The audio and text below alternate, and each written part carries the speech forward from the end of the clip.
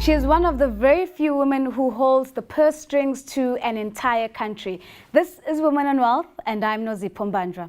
Tonight we profile Botswana's Reserve Bank Governor, Linah Mohohlo. Alexander Forbes Rosemary Stephenson weighs in on the idea of emotional investing. And in Power Redefined, we bring you the woman taking on banking and taking it to a whole new level on the African continent. That's Barclays Africa Group Chief Executive Officer Maria Ramos. Linah Mohohlo has been at the helm of Botswana's Reserve Bank for the last 15 years, leading the way for women to take up high-powered banking jobs. She sat down with WOW producer Paula Gilbert to discuss how she shattered the banking industry's glass ceiling.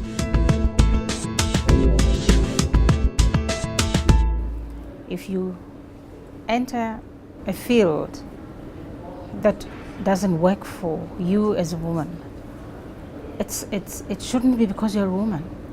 It's because it's the talent that is abundant in any individual. It's not meant to be responsive to every field.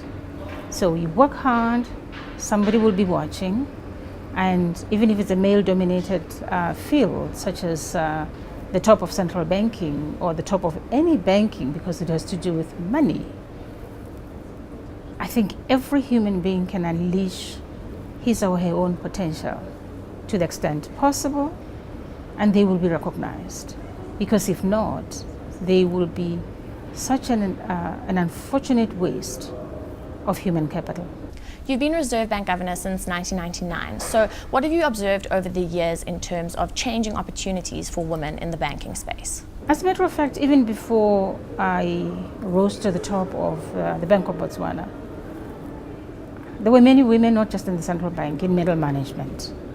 So rising, we could actually only ascribe it to the very top of institutions, because even as we speak, the institutions over which the central bank presides in Botswana and in many jurisdictions, many countries, have lots and lots of capable women, mainly in middle management.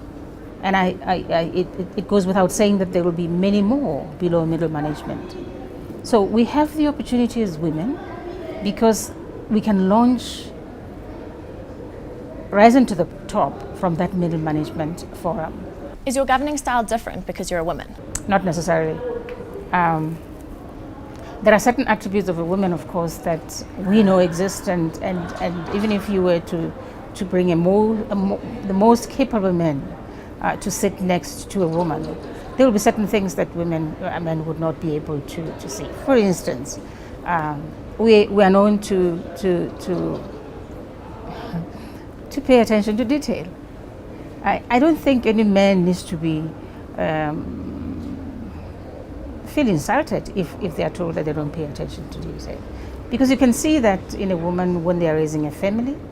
Which was the case with me as well. I just raised a family like any other woman. And I don't consider a woman who's raising a family solely without going to the office to be doing a job that should not be counted.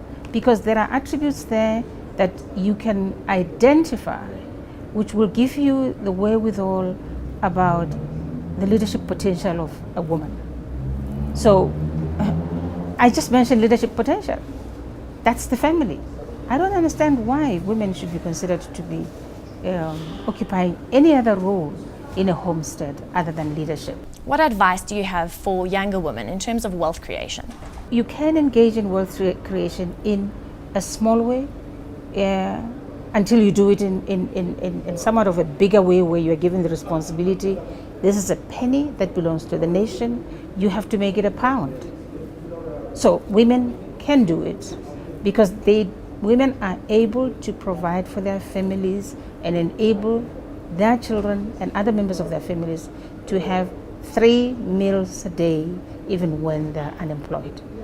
So that's wealth creation in my small definition of wealth creation.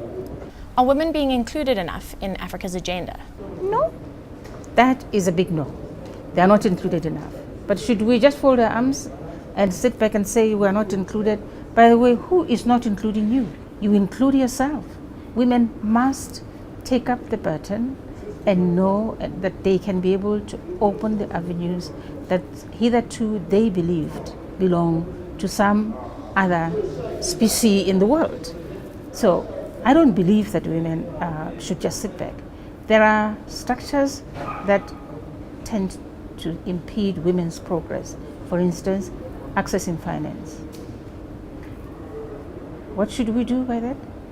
We have to make sure that we get together as women and try and talk about these issues, turn talk into action, approach these financial entities, be they banks or just little entities that are able to advance finance, and demonstrate to them that we have a seriousness of purpose by showing them what we have been able to collect ourselves, because we can put together little money, medium money, and big money, saying this is what we have, this is what we want. So I just believe that women, not only have they demonstrated that they can do it by being able to cater for their families in difficult times, they are continuing to do it now. I think examples are here in South Africa with respect to an organization that's called Withhold. They started from nothing. They are forced to reckon with as we speak. So exclusion, exclusion, exclusion, you'll wake up one morning and find that you need to ask how women were able to access finance in the first place, even when a bridge had to be constructed by women themselves.